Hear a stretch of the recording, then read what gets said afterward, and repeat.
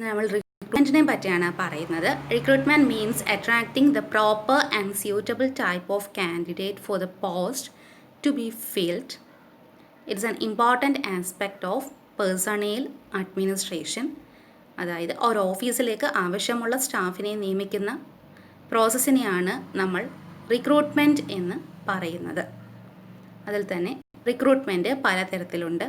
Negative recruitment, positive recruitment. Negative recruitment എന്ന് പറയുമ്പോൾ if a recruitment is done on the basis of political influence or favouritism, it is known as negative recruitment. രാഷ്ട്രീയപരമായ ഇടപെടലുകൾ favouritism ഉണ്ടെങ്കിൽ അത് negative recruitment ആയിട്ട് വരും. If a recruitment is done on the basis of talent and other positive qualities, it is known as positive recruitment.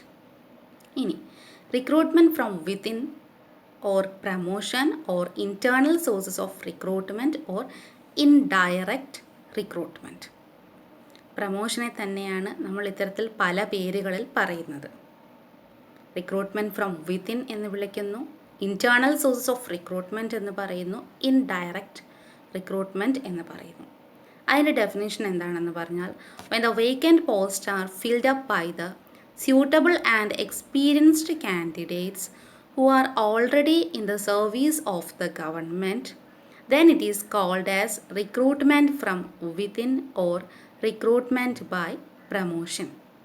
ഒരു ഓഫീസിനകത്ത് നിന്ന് തന്നെ മേൽത്തട്ടിലേക്ക് ആളുകളെ അപ്പോയിൻറ്റ് ചെയ്യുമ്പോൾ അത് പ്രമോഷൻ എന്ന് പറയുന്നു.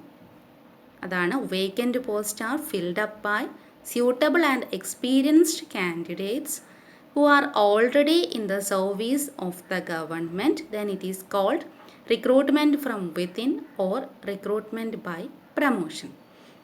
അപ്പോൾ അതിൻ്റെ ഓപ്പോസിറ്റാണ് ഡയറക്റ്റ് റിക്രൂട്ട്മെൻറ്റ് അല്ലെങ്കിൽ റിക്രൂട്ട്മെൻറ്റ് ഫ്രം വിത്തൗട്ട് അല്ലെങ്കിൽ എക്സ്റ്റേണൽ സോഴ്സ് ഓഫ് റിക്രൂട്ട്മെൻറ്റ് എന്ന് പറയുന്നത്. അതെന്തായിരിക്കും? when the vacant post in the government are filled up by suitable and qualified candidates available in the open market, then it is called recruitment from without or direct recruitment. ഇനി പ്രമോഷൻ്റെ മെറിറ്റ്സും ഡീമെറിറ്റ്സും എന്തായിരിക്കും?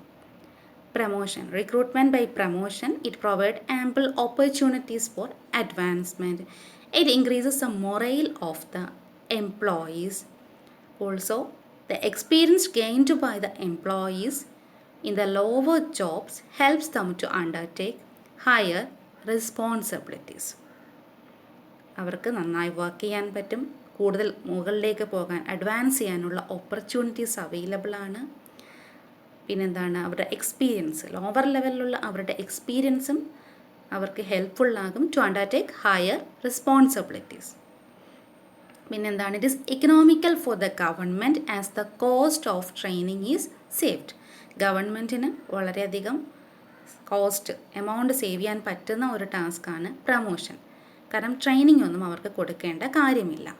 മറ്റൊന്ന്, the burden of public service commission is also reduced in this system.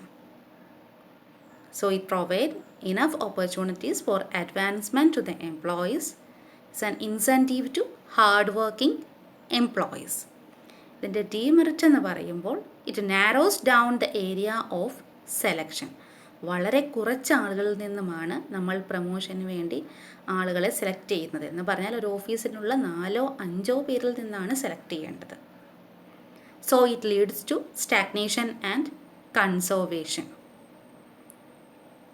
It also undermines the principle of equality, completely ignoring academic brilliance. അവിടെ എന്തുമാത്രം work ചെയ്യുന്നു, എത്ര നന്നായി വർക്ക് ചെയ്യുന്നു എന്നതിനേക്കാൾ ഇമ്പോർട്ടൻസ് എക്സ്പീരിയൻസിനാണ്. അതാണ് പറയുന്നത്, it undermines the principle of equality, completely ignoring academic brilliance. It gives consideration only to experience. ഇനി ഡയറക്റ്റ് റിക്രൂട്ട്മെൻറ്റിലേക്ക് വരികയാണെങ്കിൽ, ഡയറക്റ്റ് റിക്രൂട്ട്മെൻറ്റ് ഓൾറെഡി പറഞ്ഞു, when the vacant posts in the government are filled up by suitable and qualified candidates available in the open market, it is called recruitment from without or direct recruitment. അതിൻ്റെ merit എന്ന് പറയുമ്പോൾ it provides equal opportunity for all persons and the area of selection is very wide. ഒരുപാട് ആളുകൾ participate ചെയ്യുന്നുണ്ട്, lakhs of people. It provide opportunity to every person. It creates a competitive spirit among the employees.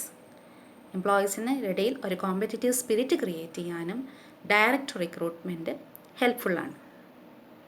അതിൻ്റെ ഡീമെറിറ്റ്സിലേക്ക് വരികയാണെങ്കിൽ it is very expensive because a lot of money is to B spend for providing training to the new employees.